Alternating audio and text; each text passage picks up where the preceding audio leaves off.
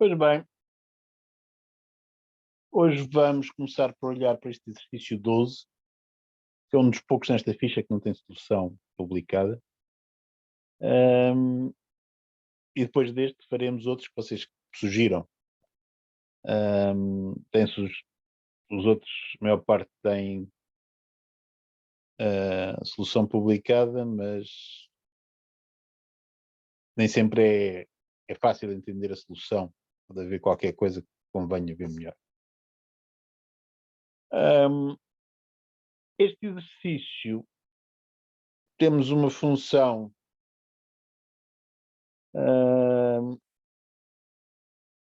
nitidamente é contínua, okay? Portanto, a função h, definida por uma fórmula que aí está, tem um domínio esquisito, ok? Portanto, nós vamos precisar de chamar ao domínio qualquer coisa, vamos chamar D, vamos chamar D aquele conjunto.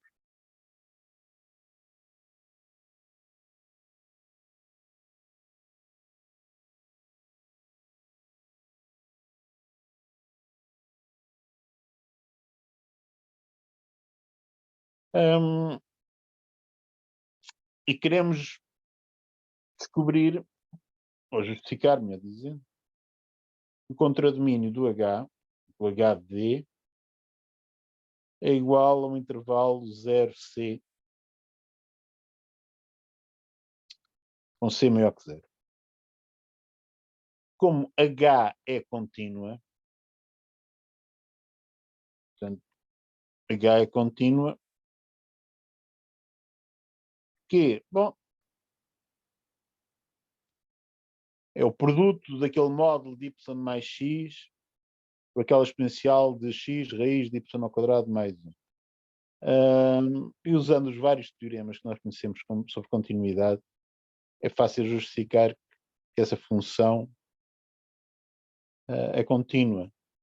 Por exemplo, podemos dizer, é o produto do módulo de y mais x por aquela exponencial. O módulo de y mais x é o módulo de algo que é uma função linear y mais x, uma aplicação linear de R2 em R. Portanto, é composta do módulo, uma aplicação linear. Nós sabemos que tanto o módulo como a aplicação linear são contínuos, de maneira que a função que a xy associa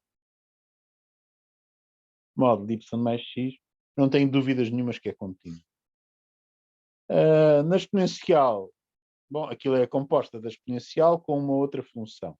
Essa outra função é a função que a xy associa x raiz de y ao quadrado mais 1. A função que a xy associa y ao quadrado mais 1 é um polinómio, portanto é contínua. Raiz quadrada é contínua, portanto pela continuidade da função composta, a raiz de y ao quadrado mais 1 também é contínua. Multiplicada por x, que é um polinómio, que é contínuo, dará uma função contínua. Portanto, aquele expoente é uma função contínua de x e de y. Composta com a exponencial, contínua é mais uma vez. Fazendo o produto por módulo de y mais x, já vimos que era contínuo, é contínuo. Portanto, a nossa análise habitual, os vários pedacinhos que formam a função e reunindo tudo à custa dos teoremas nossos conhecidos sobre continuidade, permite justificar que H é contínuo. Se H é contínuo, há duas ferramentas que são úteis para sabermos alguma coisa sobre o contradomínio. São elas o teorema de Weierstrass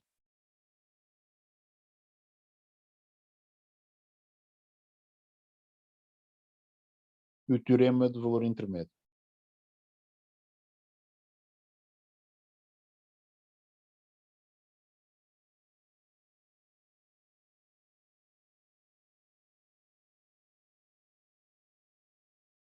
O teorema de Weierstrass diz que uma função contínua cujo domínio é um conjunto limitado e fechado, tem por contradomínio um conjunto limitado e fechado.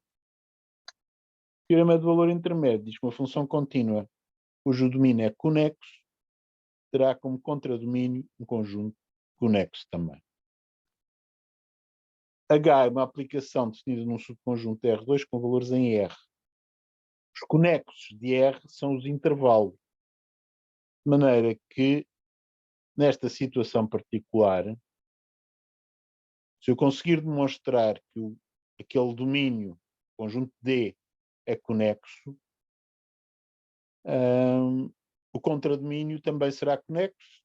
Como é um subconjunto de R conexo, será um intervalo. Okay? Portanto, a parte de dizer que o contradomínio é um intervalo, nós temos esperança de arranjar a constatamento de valor intermédio.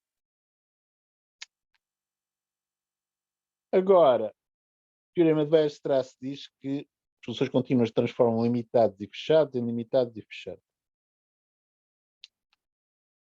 Este conjunto D, eu tenho que ir ver se é limitado e fechado. Okay? Aliás, como tenho que ir ver se é conexo. Ser conexo é algo mais delicado, vamos deixar para depois.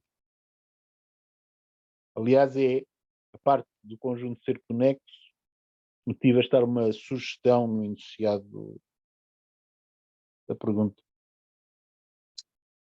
Portanto, eu quero provar que o D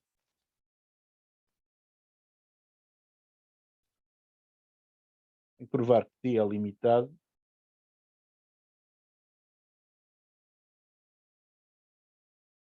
Também tem que resolver se D é fechado. Isto para a aplicação do teorema de Weierstrass. E tem que resolver se D é conexo para a aplicação do teorema do valor intermédio. Okay?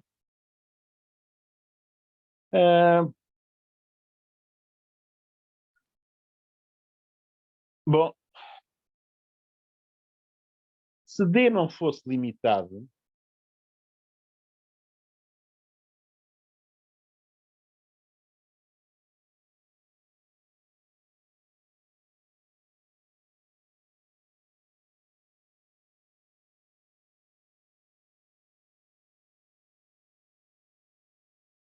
haveria sucessão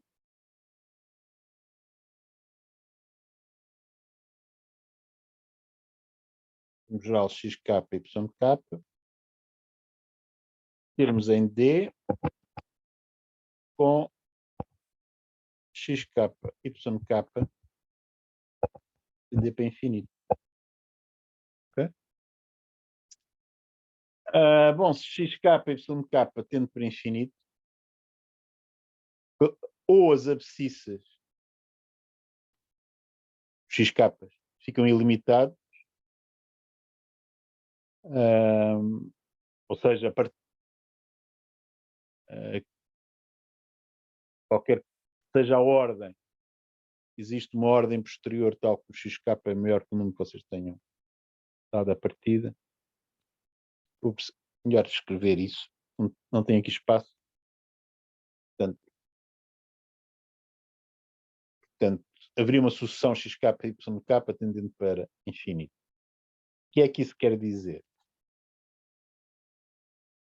Que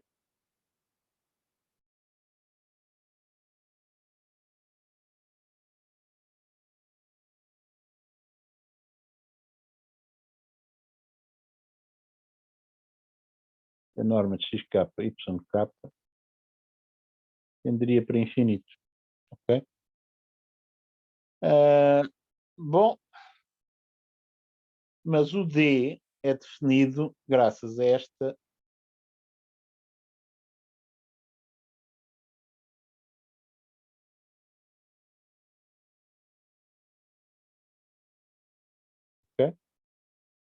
desigualdade. Vou escrever agora. Não é difícil perceber que se a norma de xk e yk tender para infinito, Este módulo x mais exponencial de y ao quadrado também teria que tender para infinito. Porquê? Bom, por exemplo, o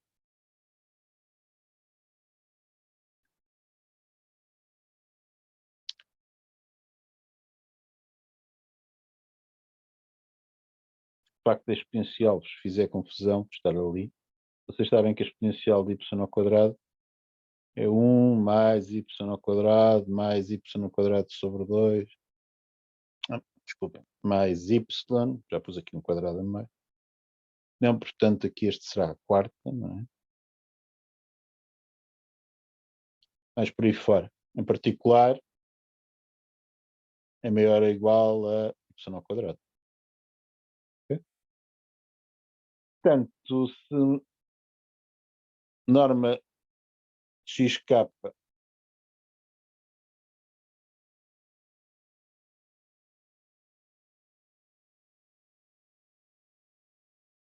tende para infinito, vocês veem que o módulo x mais y ao quadrado tem que ir para infinito, para mais infinito.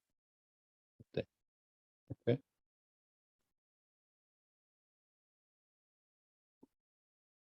Donde, por minoração daquela exponencial,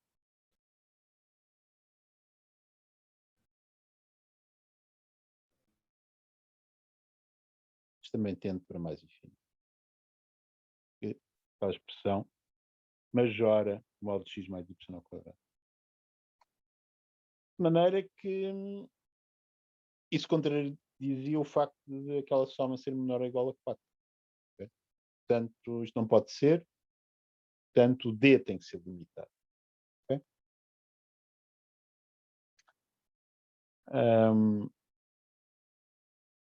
Notem que o norma de xk sem y k tender para infinito quer dizer que há pelo menos uma subsucessão dos xk ou dos yk fica que tende para infinito. A subsucessão quer dizer todos os termos. O que basta para aquela soma tender para mais infinito. Okay? Bom, portanto, isto quanto ao conjunto ser limitado.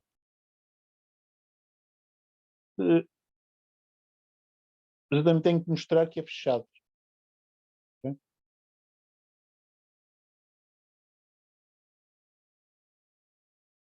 Portanto, será D fechado?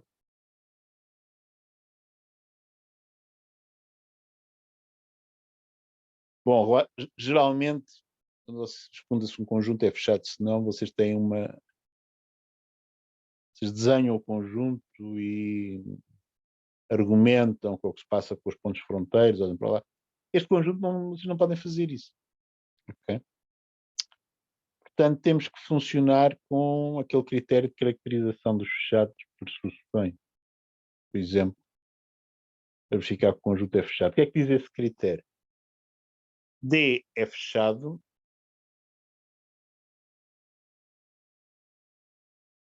se e só se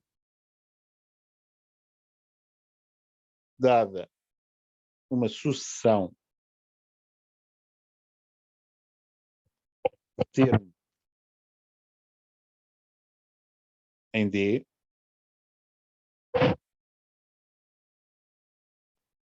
vamos chamar outra vez convergindo x asterisco y asterisco, então x asterisco y asterisco também pertence a D. Traduzindo por miúdos o que eu acabei de escrever, o xk em módulo mais exponencial de yk ao quadrado tem que ser menor ou igual a 4. Okay? Bom, mas como o módulo xk e o y, como o xk e o y4 e o yk convergem respectivamente para x asterisco e y asterisco, no limite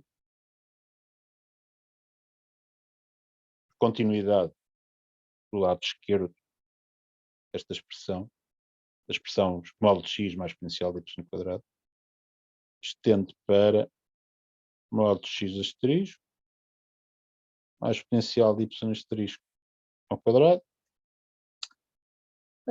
Bom, se vocês têm termos de uma sucessão de números, todos eles são menores ou iguais a 4, de certeza o limite também tem que ser menor ou igual a 4. Okay? De maneira que isto quer dizer que o limite pertence a D. Portanto, o conjunto é fechado. Okay? Bom.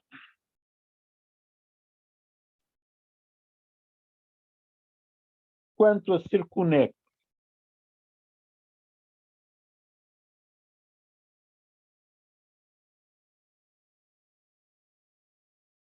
portanto,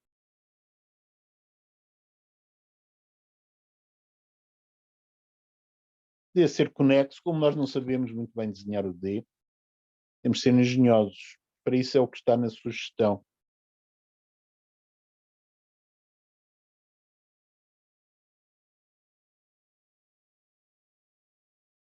Pensem no ponto 00 no plano.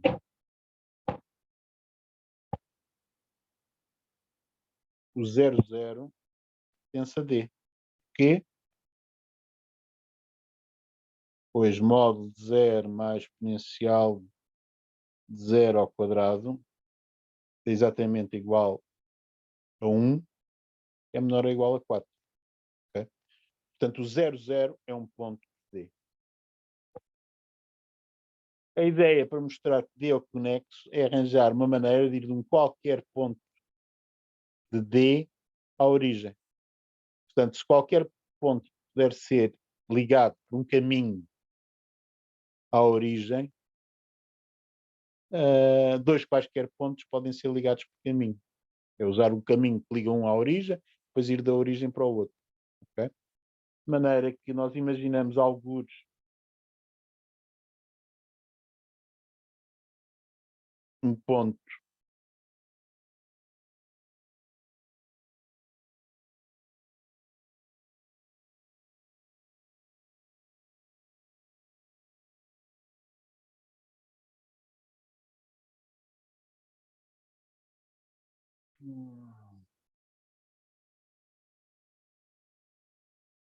XY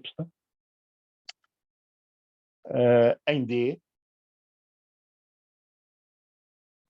Depois digo assim, ora bem, todos os pontos do segmento unindo este ponto XY pertencente a D, o segmento vertical unindo ao eixo dos X, portanto ao ponto X0, todos os pontos deste segmento têm que estar de certeza em D também. Porquê? Porque se eu tiver aqui um ponto, alguns naquele segmento, Y', ok? O módulo de Y' é menor ou igual ao módulo de Y, certo? De maneira que se módulo de x mais exponencial de y ao quadrado é menor ou igual a 4, então o módulo de x mais exponencial do y' ao quadrado também é menor ou igual a 4, de certeza. Porque este segmento, as ordenadas dos seus pontos são menores ou iguais em módulo ao módulo de y. Okay? Estou a falar do módulo porque isto pode ser para baixo do eixo do x. Certo? Depois, todos os pontos do segmento aqui no eixo do x, unindo x0 à origem, também estão no D, de certeza. Ok? Porque este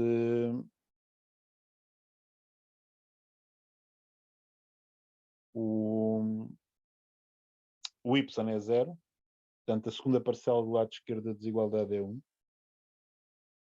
maneira que daqui eu tiro que o módulo de x mais 1 é menor ou igual a 4. Okay? O que me garante que os pontos daquele segmento horizontal no meu desenho também estão em D. Okay? De maneira que, desta maneira, embora eu não faça a mínima ideia qual é o aspecto do D, deve ser um bocadinho esquisito, com certeza, eu tenho a certeza que consigo ir de um ponto qualquer, conjunto D, até à origem, usando 2 segmentos de reta. Se eu tiver um outro ponto algures que pertence ao D, então, fazendo o mesmo para esse, com os 4 segmentos de reta, eu consigo, portanto, unir por um caminho 2 quaisquer pontos. E isso satisfaz a definição de conecto. Portanto, neste caso particular, aquelas condições suficientes para dizer que um conjunto é conecto não me ajudam muito, não ajudam nada, aparentemente, talvez de maneira engenhosa, sei lá, conseguisse provar que o conjunto é convexo ou algo do género, mas enfim, não iria por aí.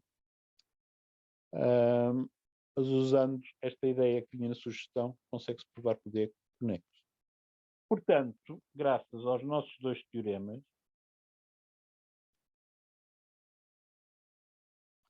o contradomínio H de D é limitado, fechado e um intervalo.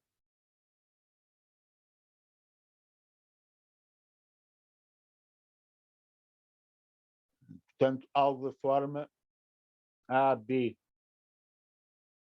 incluindo A, intervalo A, B, incluindo A, incluindo B. No entanto, é óbvio da definição do H, que o H é sempre maior ou igual a 0. Além disso, H00,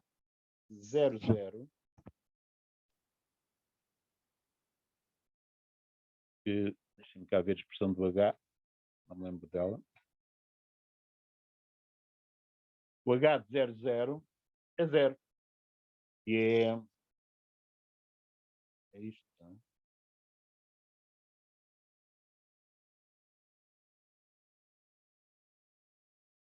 É 0, simplesmente. Okay? De maneira que o A, portanto, o A tem que ser igual a 0. Okay? O B, só nitidamente o H não é constante. Se vocês pegarem, sei lá, no ponto 10,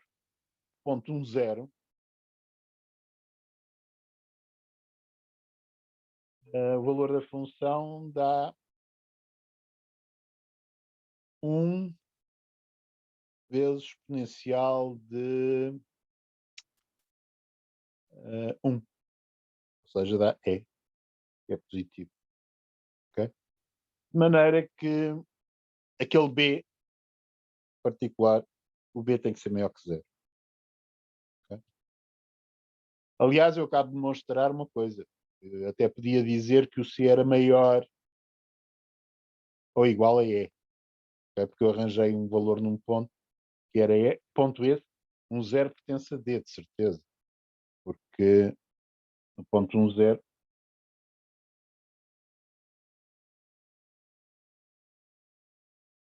depois logo de 1 mais exponencial de 0 é 2, que é menor ou igual a 4. Okay? Então, um exemplo típico de uma situação em que temos uma função contínua e, usando propriedades topológicas, conseguimos dizer alguma coisa sobre o contradomínio, embora não façamos a mínima ideia, em termos precisos, qual é o contradomínio. Ou seja, neste caso particular, vocês não fazem ideia de qual é que é o B. Okay? Talvez consigam descobrir, okay? Com muito engenho e arte, mas não é isso que queremos fazer. Está bem? Dúvidas sobre este exercício?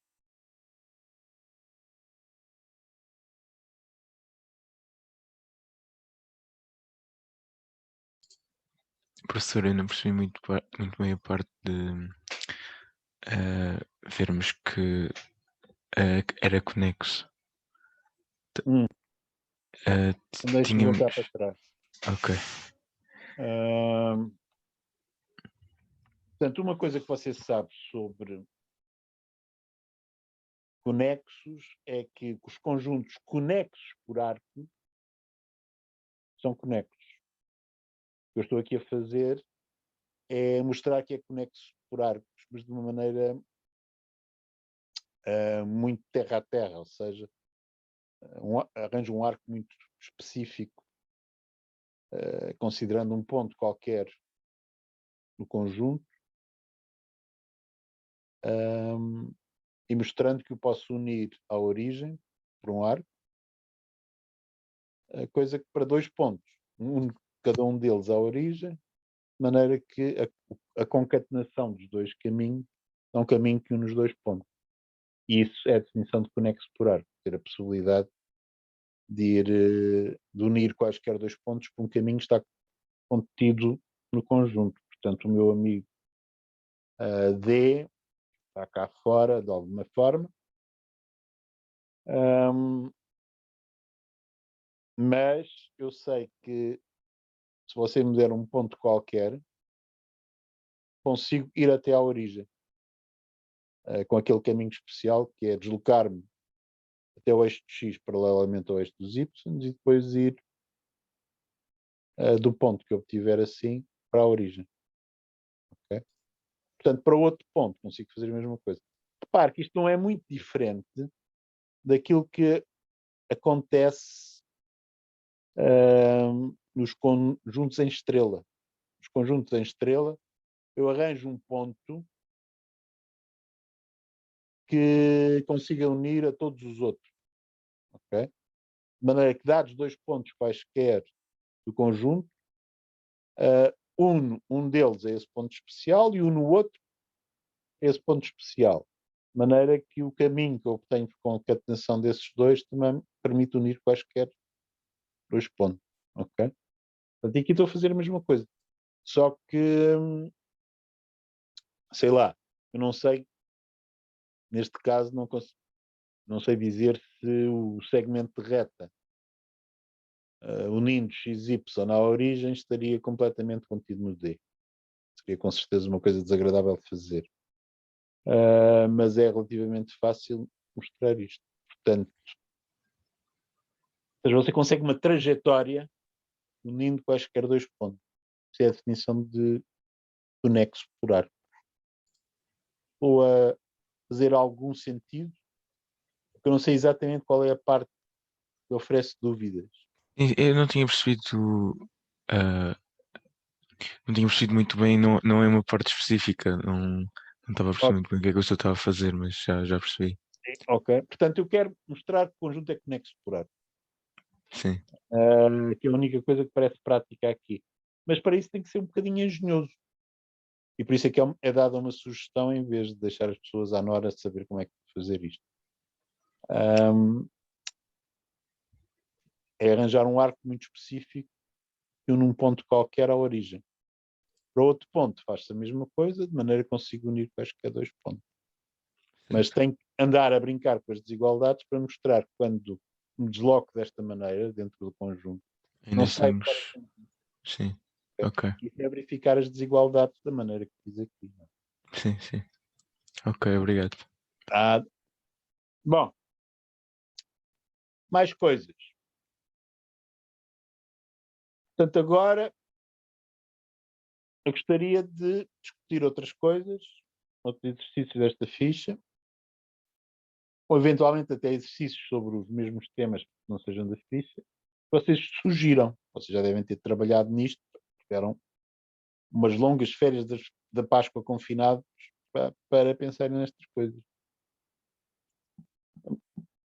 Alguma sugestão? Eu podia resolver a 17. O 16? 17. 17? 17. Deixa-me cá ver. Ok. Posso resolver o 17.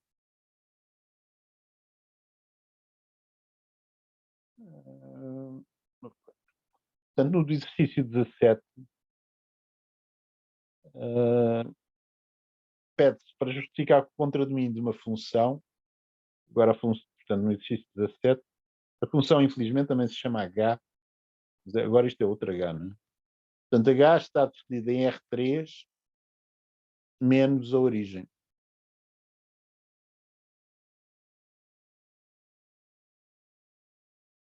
Com valores em R, pela fórmula H de x, y, z é igual a x quadrado mais 4y ao quadrado mais 9z quadrado a dividir por raiz de x à quarta mais 9y à quarta mais 4z à quarta. Okay? Uma definição horrorosa. Okay? No entanto, usando os truques habituais, portanto, vocês têm aqui uma raiz quadrada de um polinómio, é uma função contínua. Tem um outro polinómio. Depois tem o quociente dessas duas coisas, de maneira que isto é com certeza uma função contínua do domínio, que é R3 menos a origem. Portanto, H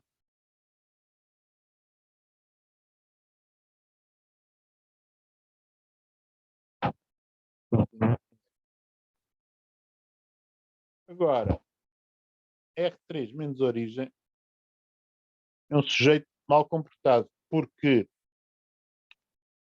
embora seja conexo, este conjunto é conexo, mas não é limitado, obviamente.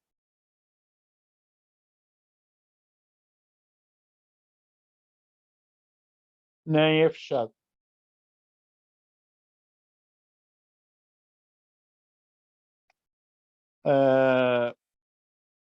Porquê é que não é fechado? O 000 é um ponto aderente ao conjunto. Qualquer bola centrada em 000 apanha pontos do conjunto, mas o 000 não está no conjunto. Portanto, não é fechado, não é limitado, é óbvio, mas é conexo. Portanto, esperanças de aplicar o teorema de Weierstrass a esta função, usando o domínio, R3 menos 000, são nulas. Eu precisava de um limitado e fechado. Aplicar o teorema de valor intermédio, posso. Sim, diga. Porquê que nós sabemos que não é limitado? Não é limitado, porque quando você tira a R3 a origem, sei lá, fica com todo o eixo dos x menos a origem. Isso é um conjunto ilimitado, não é? Ok. Portanto, não é limitado. O R3 não é limitado. Okay? Portanto, se você só lhe tirou um ponto. Portanto, o teorema do valor intermédio pode-se aplicar. Eu posso dizer, o contradomínio desta coisa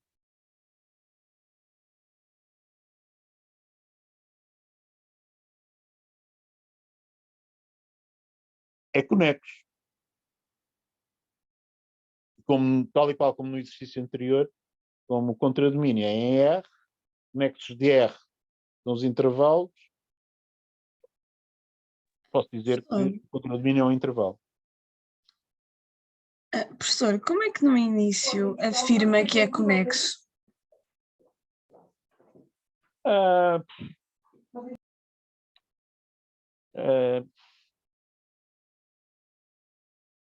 Você tem o espaço todo do universo, exceto um pontinho. Você consegue unir dois quaisquer pontos por um caminho, desde que não passando pela origem. É conexo por ar. Ok, Sei lá, portanto, você podia pensar em vou rodar o R3 em torno de um eixo, de tal maneira que, dados dois quaisquer pontos, um deles rode até ficar em linha com o outro e com a origem. Depois une-os por um segmento de reta. Portanto, você conseguiria fazer as contas para justificar isso. Está bem? Mas eu não vou querer que você me escreva a equação de um caminho qualquer, do caminho que não passa na origem, que um ponto x, y, z é um ponto x', y', z'. Ok? Seria uma coisa bastante fútil de fazer. Okay? Bom, portanto, o contradomínio seria um intervalo. Nós sabemos que esta função toma sempre valores positivos. Portanto, o intervalo que eu arranjo será um intervalo contido no semi-eixo positivo do x. Okay? Isso ainda está bastante longe do que eu quero arranjar, porque neste exercício pretende-se provar que o contradomínio é um intervalo alfa-beta com alfa maior que zero. E o beta também maior que alfa.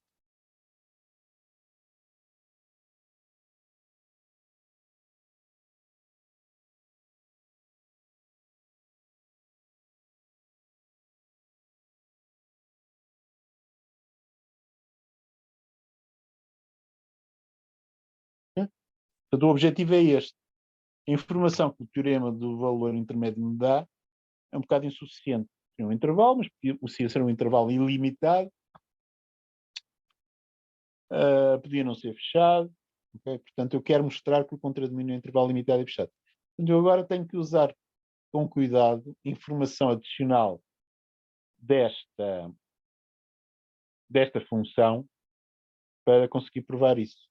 Portanto, o teorema de Weierstrass ainda está na corrida, mas eu não posso aplicar o teorema de Weierstrass ao R3 menos origem. Talvez a um outro conjunto e daí tirar que nesse conjunto aplico o teorema de Weierstrass e depois digo mas os valores que a função toma são só os valores que toma nesse conjunto.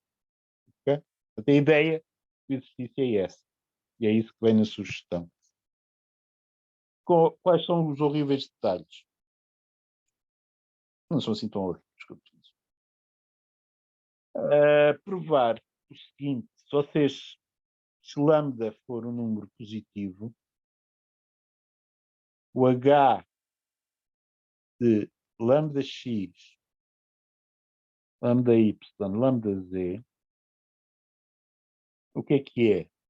É lambda ao quadrado de x quadrado mais lambda ao quadrado 4 lambda ao quadrado de y quadrado mais 9 lambda ao quadrado de z quadrado a dividir por raiz de lambda à quarta x quadrado mais 9 lambda à quarta y à quarta, x quadrado não, x à quarta.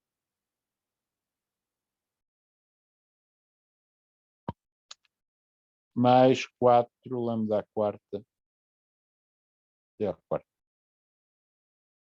Reparem que vocês podem fatorizar um lambda quadrado em cima e um lambda quadrado em baixo. Ou melhor, fatorizam um lambda à quarta debaixo da raiz, sai cá para fora um lambda quadrado. E isto é simplesmente x2 mais 4y2 mais 9z2 a dividir por x à quarta mais 9y à quarta mais 4z à quarta. Okay? Que é o h de x, y, z.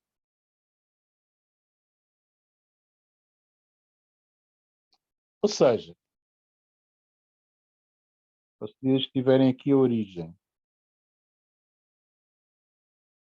tiverem ali um ponto x, y, z,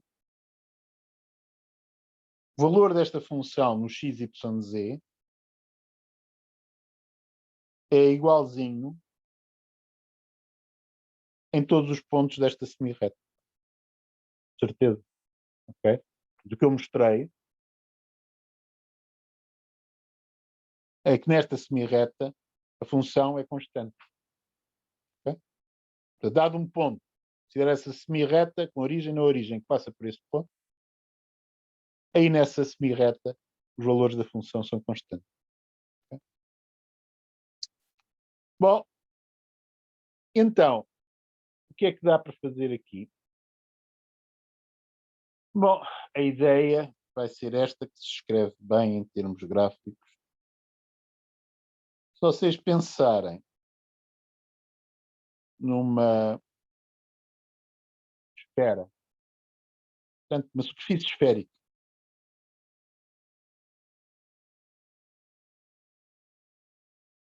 centrada na origem, fronteira da bola de raio 1, centrada em 0, 0, 0. Esta fronteira da bola de raio 1, centrada em 0, 0. Cada um dos seus pontos pode ser usado como XYZ daquele meu raciocínio, agora mesmo neste desenho. Ou seja, cada um dos pontos da fronteira da bola de raio 1 centrada na origem passa uma e uma só destas semi-retas. Em cada uma destas semi-retas a função é constante. Isso dá-me a seguinte informação. O contradomínio do H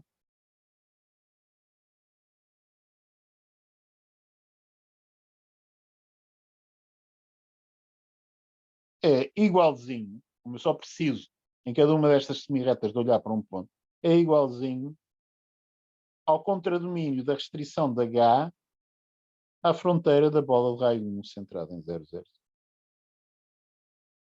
Okay? Ora, a fronteira da bola de raio 1 centrada em 0, 0, 0 é um conjunto limitado e fechado. Okay?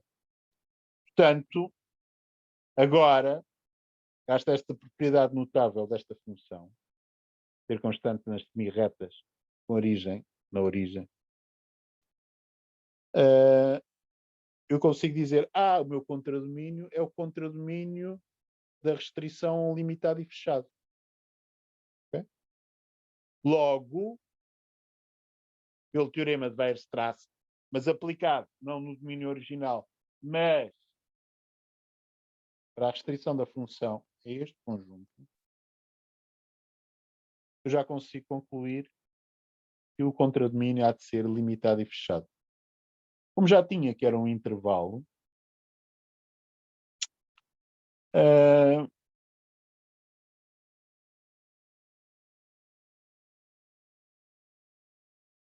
o contradomínio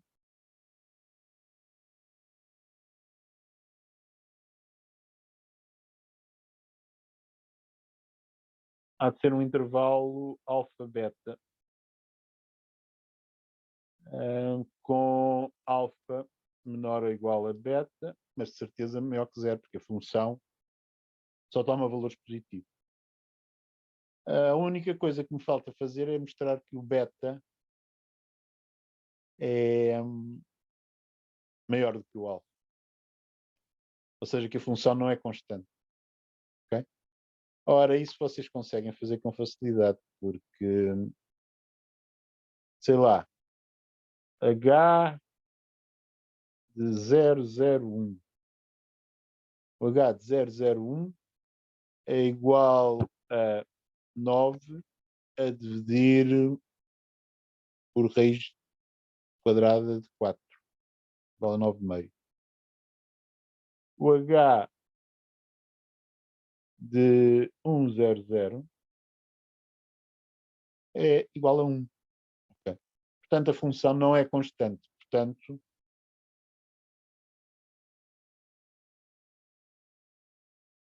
o beta é maior que alfa.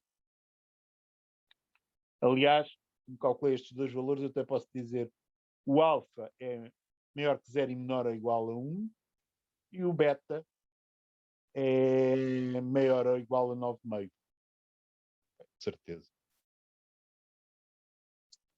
Claro está que eu poderia afinar isto, andando aqui a calcular valores à toa, mas já obtive aquilo que queria. Okay? Dúvidas sobre esta explicação?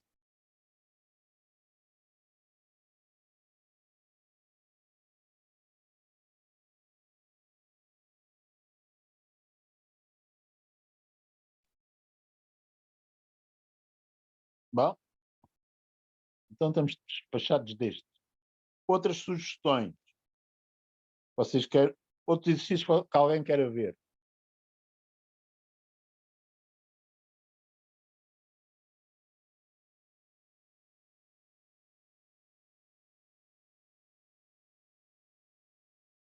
Eu vou sugerir um de dois, ok?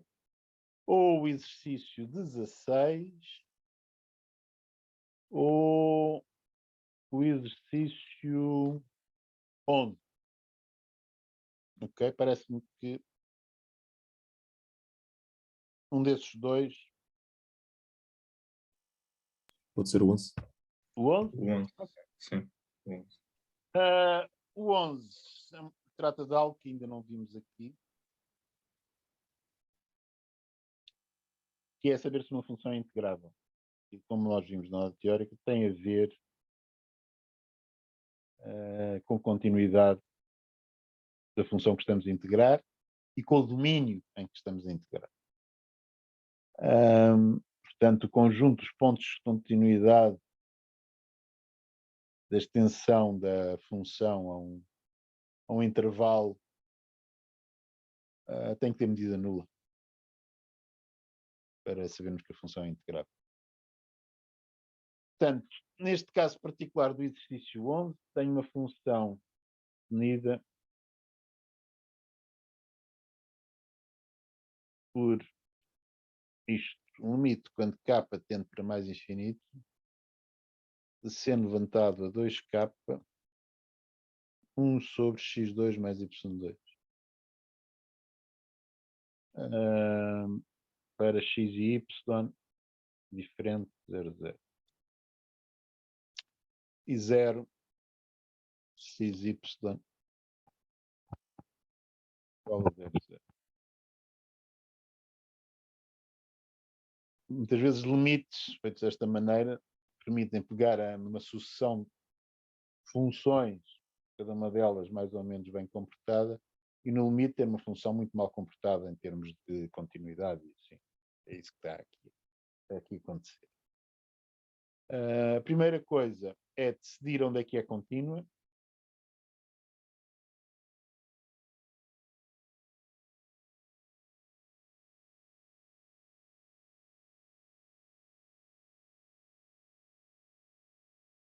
E segunda coisa, decidir se G é integrável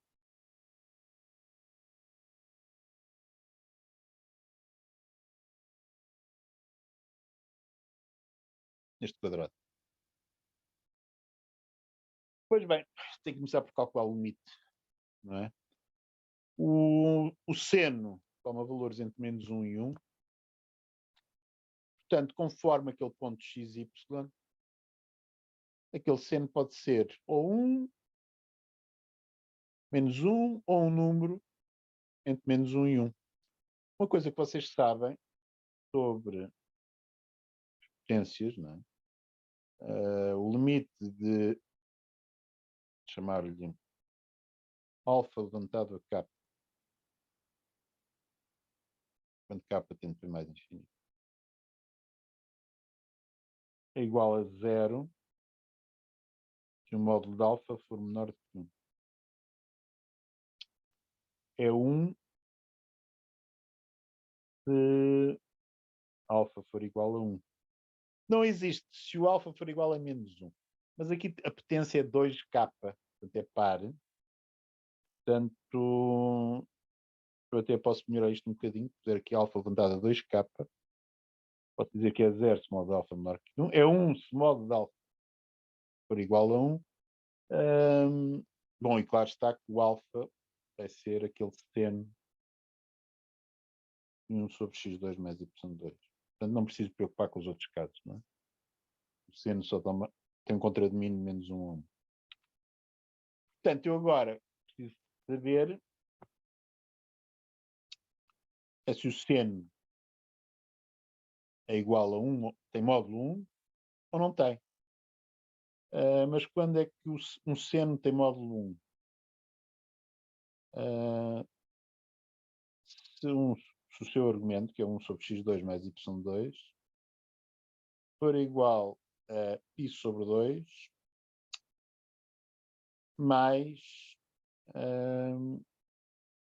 kπ. Vamos pôr jπ, porque já tenho um índice k para outra coisa. Jπ com j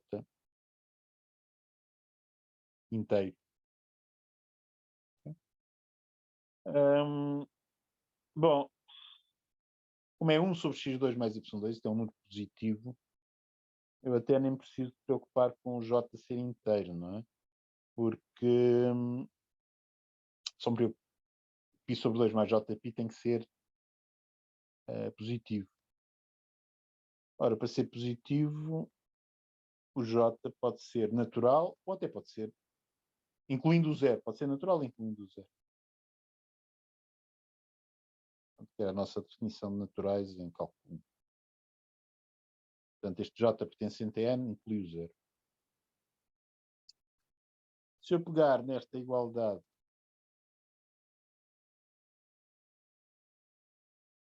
e resolver em ordem a x2 mais y2, percebo muito facilmente que pontos são estes. Isto fica x2 mais y2 é igual a 1 sobre π sobre 2 mais jπ. Se eu tirar a raiz quadrada, não é?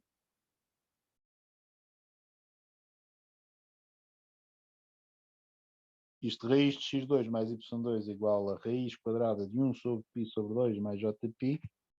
Isto é uma equação de uma circunferência. Okay? Circunferências estas, que tenho uma com raiz de 2 sobre π, com j igual a 0. Depois tenho um outro raio, que é mais pequeno, aquele j aumenta aquele denominador. Depois com um j maior, outro mais pequeno, e assim sucessivamente. Quando j vai para infinito, estes raios que eu vou obter nestas equações vão tender para zero. Ou seja, estas circunferências vão ser centradas em 0, 0 e vão acumular em torno de 0, 0. De maneira que eu posso fazer aqui um desenho, vamos fazer outra página.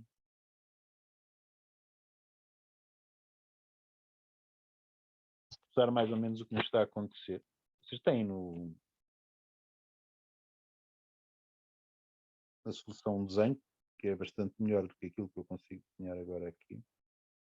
Mas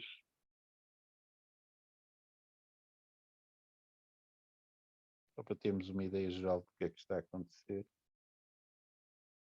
Portanto, para j igual a 0, vocês obtêm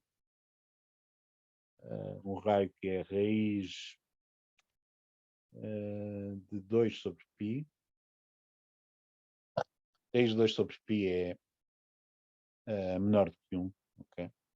Portanto, falavam, depois de estudar na linha B, a integrabilidade no intervalo menos 1, 1 por menos 1, 1. Portanto, este já cá está dentro. Okay? Portanto, para integrar este quadrado.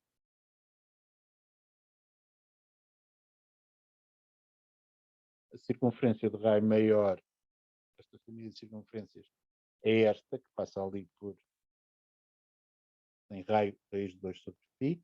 Depois tenho duas outras.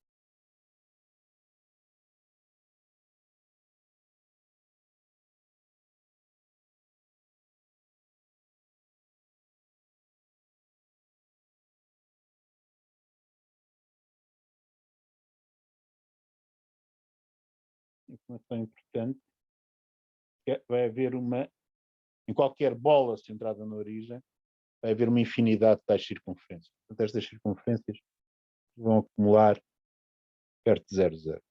Okay? Bom, reparem, como o limite é 1, nos pontos destas circunferências, a minha função g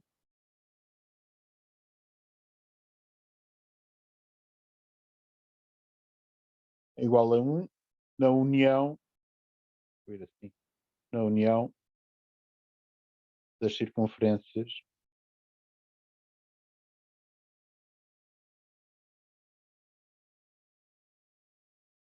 de raio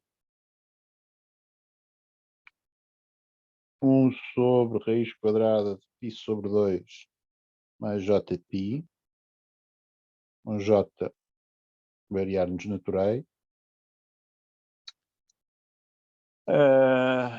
e centradas em 0, 0.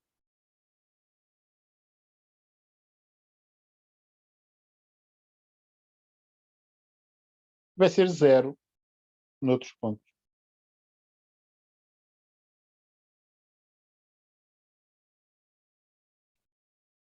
Isto agora torna claro quais são os pontos de continuidade desta função. Ou seja, imaginem-se num ponto que não está naquela união de circunferência. Que não seja a origem também. Ponto aqui, por exemplo. Esse ponto tem uma bola centrada nele, não interseta nenhuma das circunferências. Okay? Ali ou mesmo aqui, não é? Se tiver um ponto aqui, também consigo arranjar um raio suficientemente pequeno, de maneira a não tocar em nenhuma das circunferências. Tais pontos, como nessa bola a função vale identicamente 0, são trivialmente pontos de continuidade da função. Num ponto de uma circunferência, qualquer que seja a bola centrada nela, vocês apanham pontos da circunferência e pontos que não são da circunferência. De maneira que vocês podem se aproximar do ponto sobre a circunferência por pontos onde a função toma o valor 0 ou por pontos onde a função toma o valor 1. Pelo critério de Dine, vocês veem que a função não é contínua aí. O caso especial é a origem. A origem, embora não estando em nenhuma das circunferências, tem a mesma propriedade dos pontos sobre as circunferências.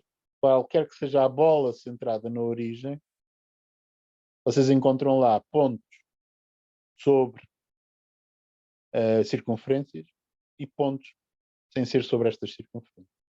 De maneira que, pelo critério de Dine, 0, 0 não é um ponto de continuidade. Portanto, G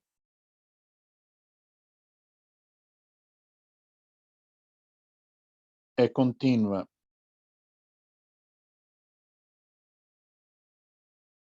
em R2 menos a união em J natural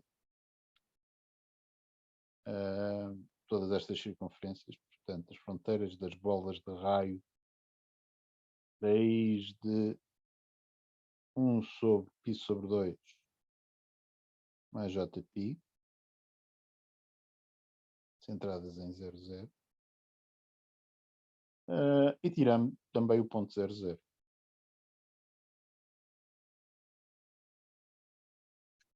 Portanto, é contínua aqui e não é contínua no complementar.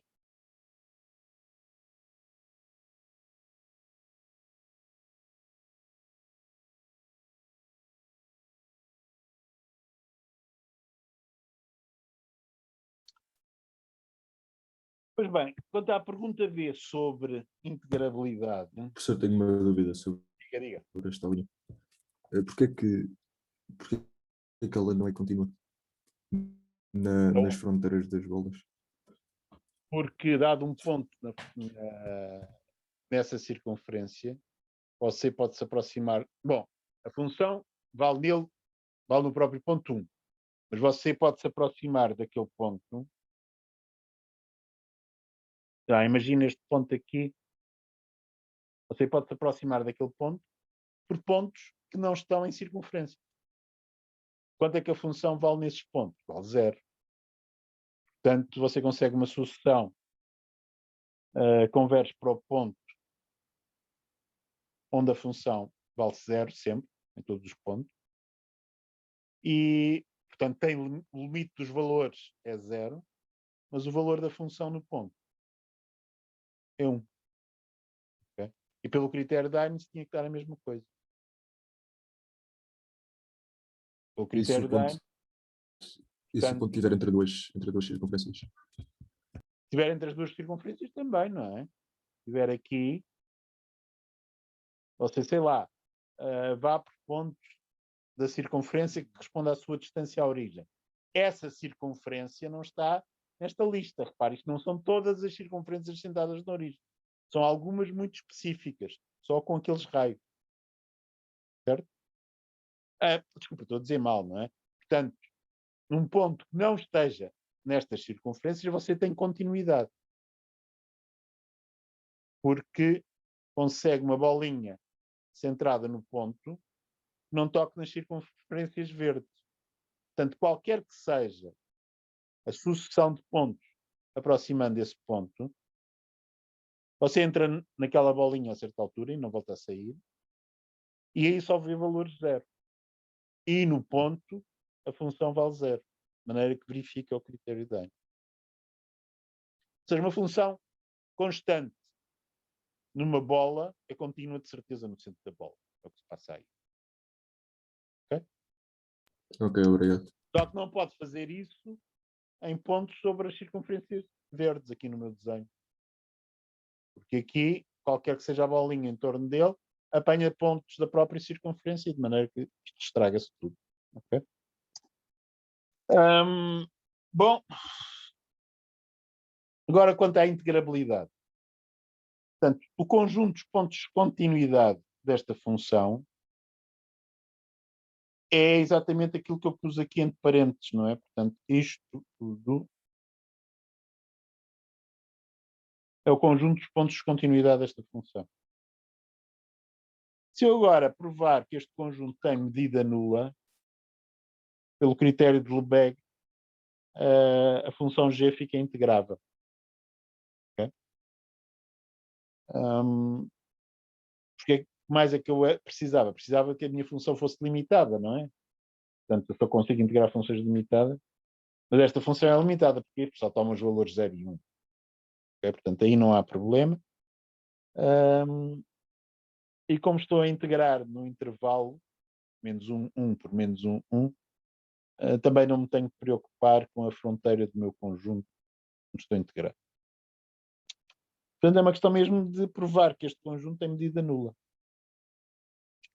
Ora, este conjunto é a união de um ponto, a origem, que é uma coisa, um ponto só tem medida nula, trivialmente. Vamos pôr isso noutra página. Portanto, este pontinho sozinho tem medida nula.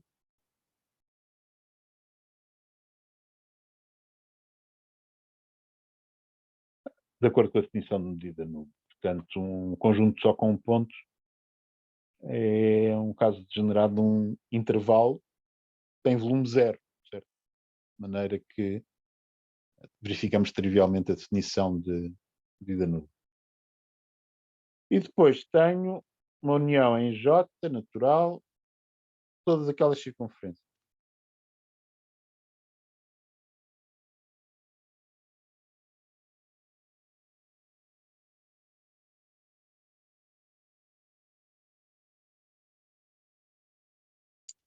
Ora, cada circunferência é a união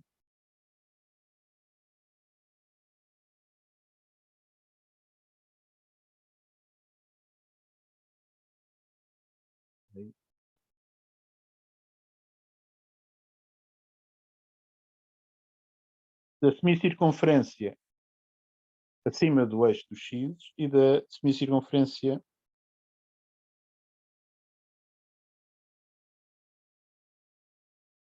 abaixo do eixo dos x. Os pontos sobre o eixo, se vão para cima, se vão para baixo, não é isso que veio. Incluam-nos tanto na linha verde como na linha azul. Okay? Ora, uma semicircunferência é um gráfico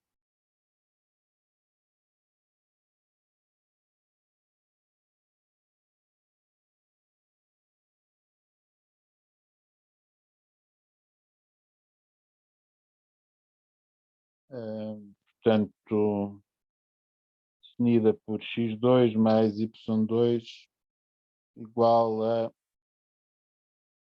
c positivo com y maior ou igual a 0, é o gráfico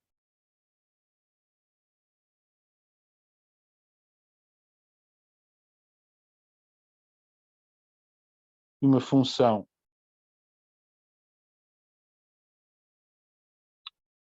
contínua, a que função, aquela que eu obtenho, resolvendo em ordem y, nesta igualdade. Portanto, a função raiz de c menos x quadrado, definida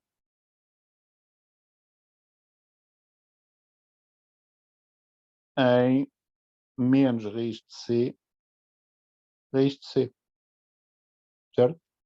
Portanto, esta for a circunferência de raio raiz de c, por ali,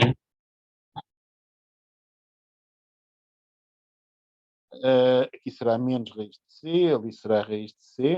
Isto é um intervalo limitado e fechado. Aquela função é contínua. Nós sabemos que os gráficos de funções contínuas definidas em intervalos limitados e fechados têm medida nula no espaço do gráfico, ou seja, no espaço do gráfico, aqui é R2. Eu tenho uma função real variável real. Okay? Portanto, tem medida bidimensional nula. Portanto, cada semicircunferência tem medida bidimensional nula. Como nós sabemos que a união numerável de conjuntos de medida nula tem medida nula, como isto é de facto uma união numerável, porque este meu J aqui varia nos naturais, eu posso dizer, cada semicircunferência tem medida nula, de maneira que a circunferência inteira, para um certo raio, tem medida nula.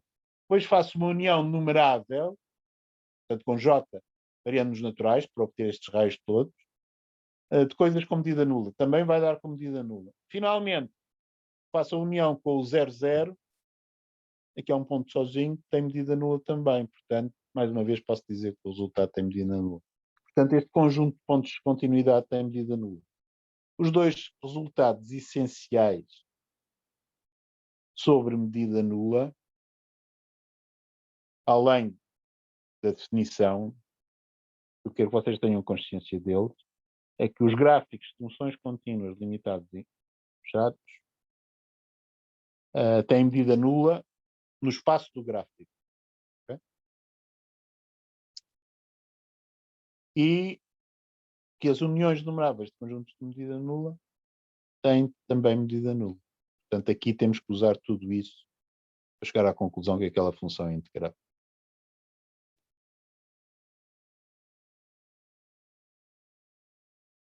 Bom, dúvidas sobre este? Professor, então o que nós fizemos na B foi ver que os pontos onde G não é contínua têm medida nula? Exatamente. É esse o critério de integrabilidade. Uma função definida, uma função limitada definida num intervalo é integrável se e só se o conjunto dos seus pontos de continuidade tiver medida nula. Esse é o critério de Lebesgue para o integral de Riemann. É assim que nós temos a certeza que não estamos a disparatar a tentar integrar coisas que não são integráveis.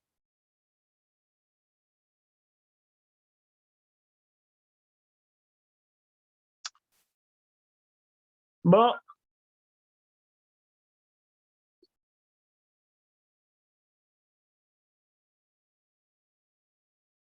mais coisas. Mais dúvidas sobre este exercício? Tenho 10 minutos, portanto vamos lá ver se alguém ainda vota em algum outro exercício.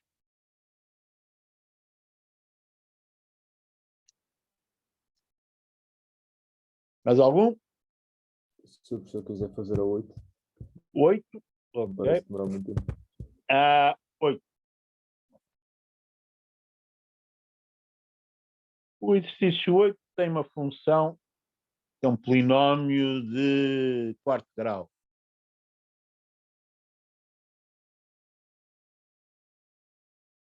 Neste exercício eu gostava muito da letra H para a função. Portanto, certas funções que são H. x2, y2, menos y ao cubo, menos x ao cubo, mais XY. Ah, primeira coisa, decidir se H é majorada.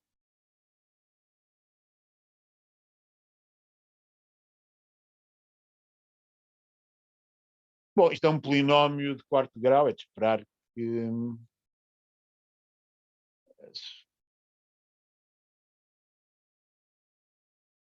seja fácil provar ou que não é majorada ou que não é minorada, não é? Vamos lá ver de majorada. Se eu considerar se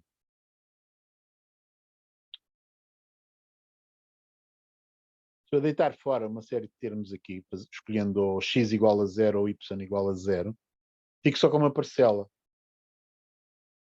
Portanto, h de x0 é menos x ao cubo. Okay? Ora, menos x ao cubo, o limite quando x tende para mais infinito de h de x0, bem, é o limite quando x tende para mais infinito menos x ao cubo, vai ser menos infinito. Certo? Portanto, minorada não é. Mas se eu, em vez de ir para mais infinito, for para menos infinito,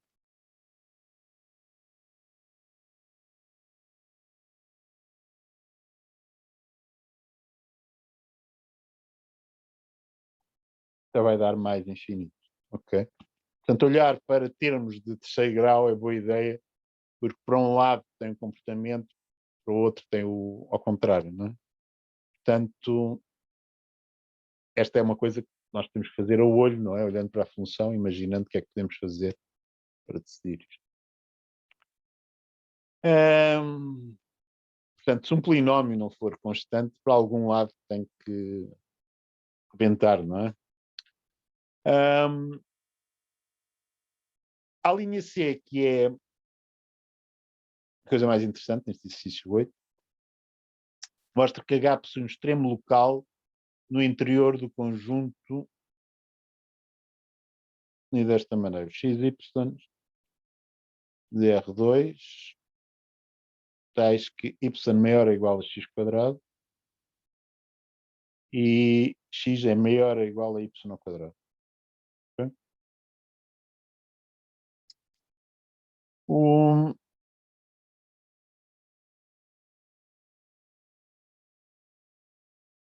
Para fazer isto, convém perceber o que é que está a acontecer em termos de sinal ao H. Uma coisa que é curiosa é que se vocês estiverem sobre a parábola y igual a x quadrado, vocês vão ali à expressão do H, se puserem y igual a x quadrado, ficam com portanto, H x quadrado. Okay? Ficam com x à sexta menos x à sexta menos x ao cubo mais x ao cubo. É exatamente zero. Okay? Se considerarem h de y ao quadrado y, descobrem a mesma coisa, que isto é zero. Portanto, na fronteira deste conjunto, portanto, conjunto, depois na solução é designado pela letra A. Agora usamos. Portanto, na fronteira de A, o H é identicamente nulo. Bom, coisa que nos pode levar a desconfiar que talvez consigamos dizer alguma coisa sobre o sinal do H no interior daquela região. Esta região, obviamente, tem y maior ou igual a x quadrado e x maior ou igual a y ao quadrado, Isto vai ser uma região limitada por 2 arcos de parábola, sim, no primeiro quadrante. Forma de asa de avião.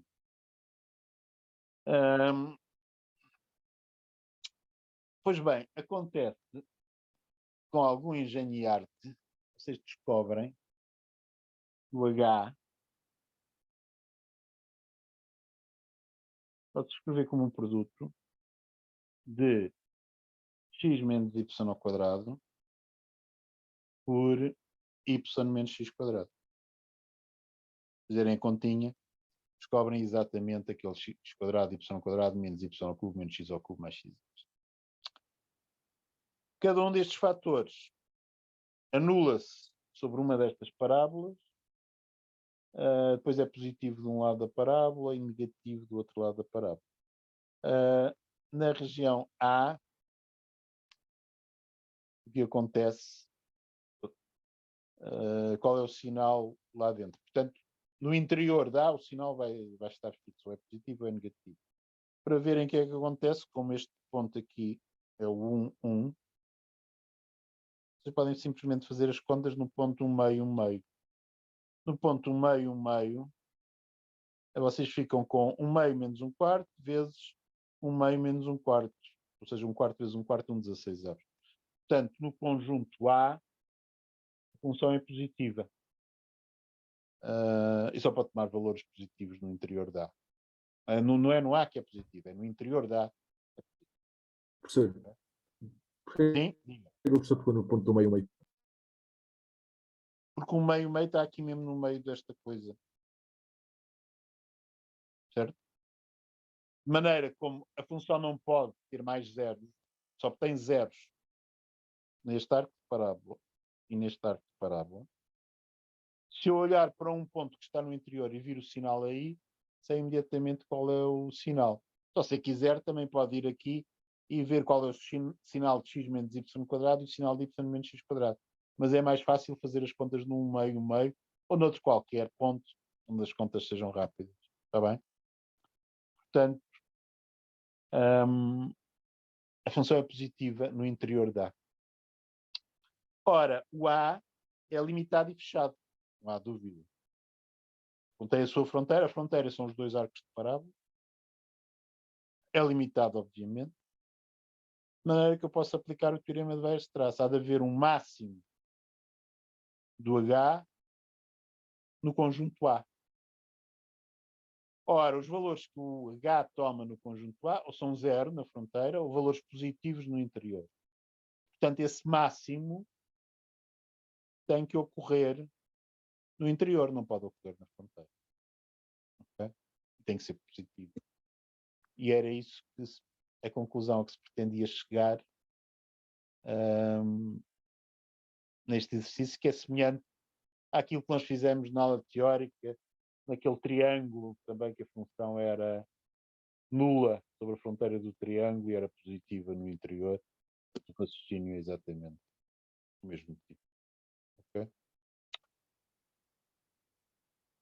Portanto, é mais uma vez uma aplicação do teorema de Weierstrass. Muitas vezes o teorema de Weierstrass permite garantir a existência de pontos de extremo com grande facilidade. Okay? Saber exatamente onde estão é que dá mais algum trabalho. Nós voltaremos a isso para a semana. Falar de pontos extremos de funções, usando já cálculo diferencial. Okay?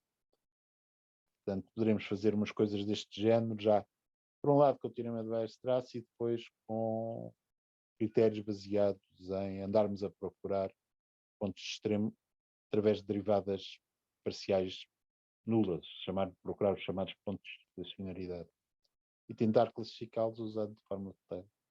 Mas isso é para a semana aí. Meus caros, se não houver perguntas, vamos ficar por aqui. Obrigado, professor. Até amanhã. Até amanhã. Obrigado, professor. Amanhã, obrigado. Deus, até amanhã.